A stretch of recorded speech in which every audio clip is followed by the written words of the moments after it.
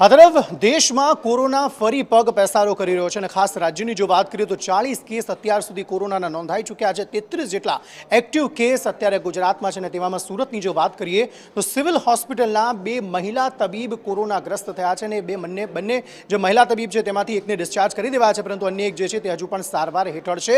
એક અલાયદો વોર્ડ સુરતમાં તૈયાર કરવામાં આવ્યો છે જ્યાં જે અન્ય કોરોનાગ્રસ્ત વ્યક્તિઓ છે તેમની સારવાર થઈ રહી છે, પરંતુ બે મહિલા તબીબ જે છે તે પણ કોરોનાગ્રસ્ત થયા છે।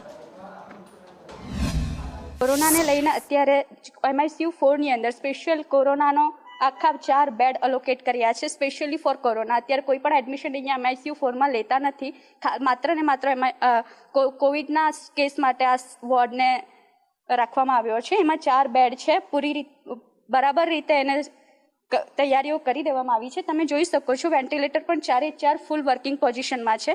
બધી રીતે અમારી સગવડ પૂરેપૂરી છે। ડૉક્ટરો અને નર્સિંગ સ્ટાફ પણ સતર્ક છે। કોવિડનો કોઈ પણ કેસ અહીંયા દર્જ થશે અને જો 4 કરતાં વધારે કેસ હશે તો પણ બીજા વોર્ડ તૈયાર કરી દેવામાં આવશે। અત્યારે પ્રાયોરિટીમાં 4 બેડ તૈયાર કરી દીધા છે।